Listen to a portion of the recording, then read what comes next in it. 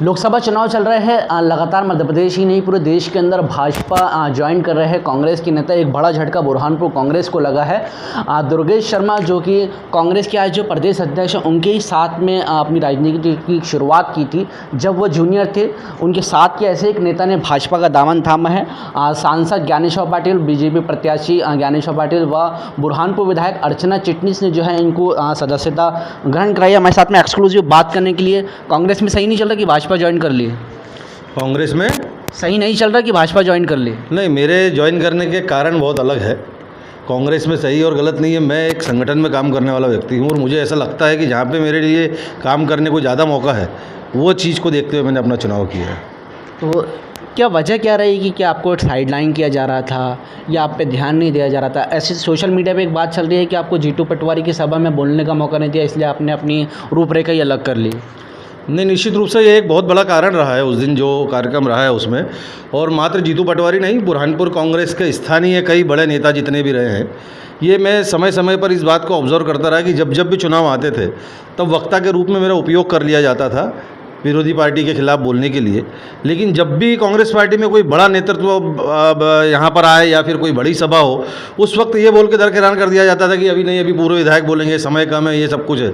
तो पार्टी अगर सिर्फ उपयोग वक्ता के रूप में करना चाहती है या सिर्फ हमको भाषण देने के लिए रखा हुआ है तो निश्चित रूप से उस बात की टीस तो थी।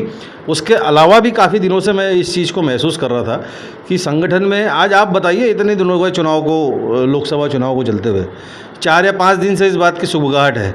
तो आप मेरे बदले कांग्रेस पार्टी के जिम्मेदार नेताओं से पूछिए कि 4-5 दिन की सुगबुगाहट में आपने कितनी बार ये प्रयास किया कि दुर्गेश शर्मा कांग्रेस छोड़कर भारतीय जनता पार्टी में नहीं जाए। अरुण यादव समर्थक माने जाते हैं और अरुण यादव समर्थक की जितनी भी पिछली बार में भी जो अगर कमलनाथ सरकार में देखें जितने विधायकों को अरुण यादव की तरफ से टिकट का उनकी प्रपोज किया गया था वही सब भाजपा में गए। आप भी अरुण यादव समर्थक हैं, भाजपा में जा रहे हैं क्योंकि अरुण यादव भी जाना चाहते हैं। मुझे अरुण यादव समर्थक आप बोल तो ज़रूर रहे हैं, लेकिन मैं कांग्रेस पार्टी में सुरेश पचौरी जी के साथ में मैंने बहुत वर्षों तक काम किया है और वही मेरे नेतृत्व मुझे देते रहे हैं। और मुझे जो कांग्रेस पार्टी में प्रदेश महासचिव की पद दी गई थी वो भी आदरणीय अरुण यादव जी ने नहीं दी थी।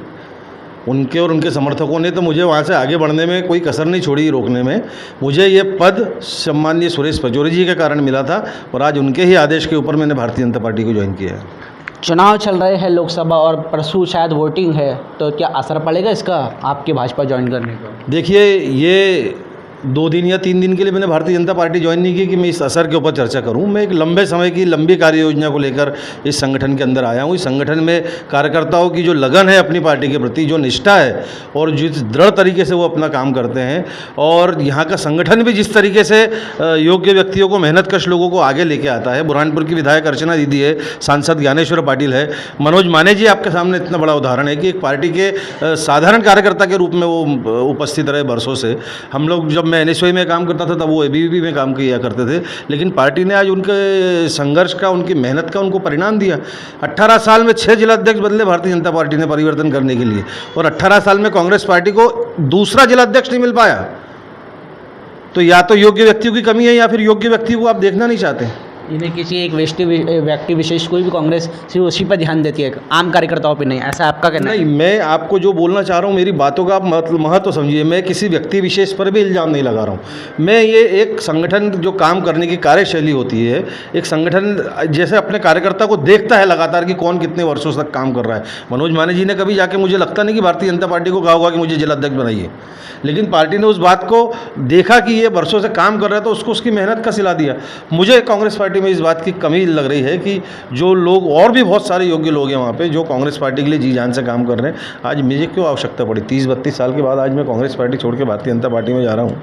कुछ देख के जा रहा हूँ, सोच के जा रहा हूँ। कांग्रेस में आपकी भी एक अच्छी टीम थी, तो क्या वो टीम भी अब भाजपा के लिए काम करेगी, भाजपा के सदस्य दिलाएगा अपने आने वाले समय में?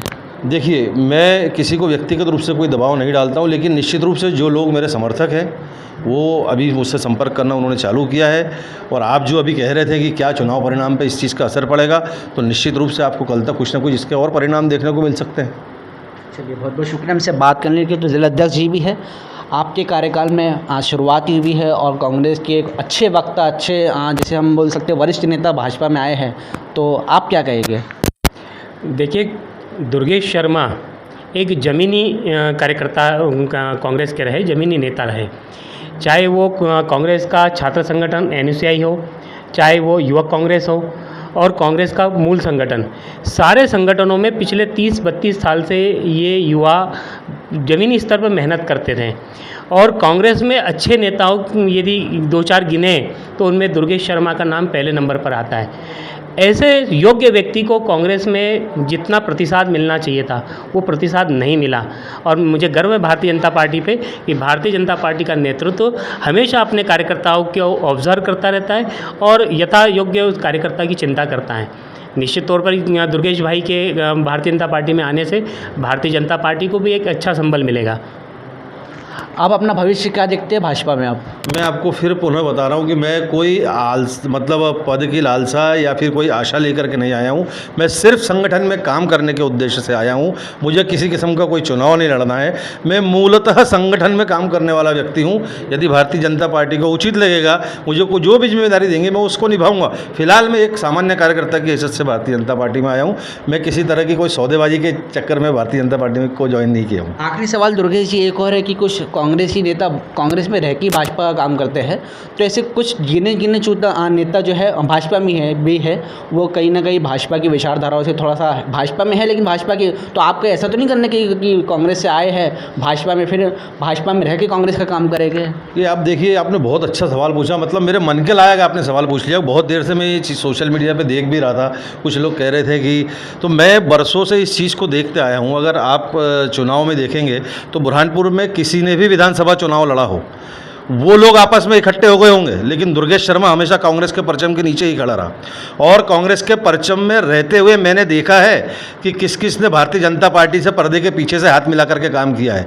वो मुझे पसंद नहीं, मैं इसलिए स्पष्ट रूप से सीधा भारतीय जनता पार्टी में आकर के काम कर रहा हूँ। तो जो लोग मुझ पर ये आरोप लगा रहे हैं उनको समझना चाहिए कि जबान की धार आज भी दुर्गेश शर्मा की हुई है। अगर बोलेंगे तो उससे डबल मुझे मालूम है कि किस किस ने कांग्रेस में रहते हुए भारतीय जनता पार्टी का काम किया है और कैसे किया है, प्रमाण सहित मेरे पास में है। इसलिए कोई किसी के ऊपर आरोप प्रत्यारोप न लगाए, अपना अपना काम करे तो ज़्यादा अच्छा होगा। चलिए, अमित मिश्रा जी हमारे साथ में भाजपा के युवा नेता है, क्या कहेंगे दुर्गेश शर्मा जी आपके दोस्त भी है पहले से, अब भाजपा में आ गए हैं? देखिए, ऐसा है कि दुर्गेश शर्मा जी मेरे मित्र हैं। लंबे समय से राजनीतिक क्षेत्र में आप एक अपनी पहचान रखते हैं, एक काम करते आ रहे हैं। फ़र्क इतना सा ही है, पहले भी राजनीति के क्षेत्र में काम कर रहे थे, अब हमारे साथ और भारतीय जनता पार्टी परिवार में। सर्वप्रथम तो मैं उनका ढेर सारा स्वागत करता हूं, अभिनंदन करता हूं और मुझे लगता है वो एक नई ऊर्जा के साथ भारतीय जनता पार्टी में काम करेंगे और जिस प्रकार का उनका व्यक्तित्व है उसका लाभ भारतीय जनता पार्टी को मिलेगा। और जैसा भी आप पूछ रहे थे, मुझे लगता है कि आने वाले समय में दुर्गेश शर्मा जी के जो समर्थक हैं और जो साथ में काम करने वाली जो टीम है, जब किसी स्थान का नेता आता है तो बाकी चीज़ें तो अपने आप आती हैं। एक बार पुनः मैं भारतीय जनता पार्टी परिवार में आदरणीय दुर्गेश शर्मा जी का स्वागत करता हूँ, अभिनंदन करता हूँ। बहुत बहुत शुक्रिया अमित मिश्रा जी हमसे बात करने के लिए। तो तमाम हमने भाजपा के नेताओं से बात की है, दुर्गेश शर्मा से बात की कि जो कुछ समय पहले तक कांग्रेस में थे अब भाजपा में आ गए हैं और पार्टी को मजबूत करने की बात कर रहे हैं। इनके कार्यकाल में अब इनके आने से भाजपा कितनी मजबूत होती है, वैसे तो मजबूत है लेकिन और कितनी मजबूत होती है ये आने वाला समय दिखाएगा। तमाम बड़ी खबरों के लिए बने रहे BNC न्यूज़ के साथ। अपने कैमरा सहयोगी अनस के साथ मैं दानिश अज़ा खान, BNC मीडिया, बुरहानपुर।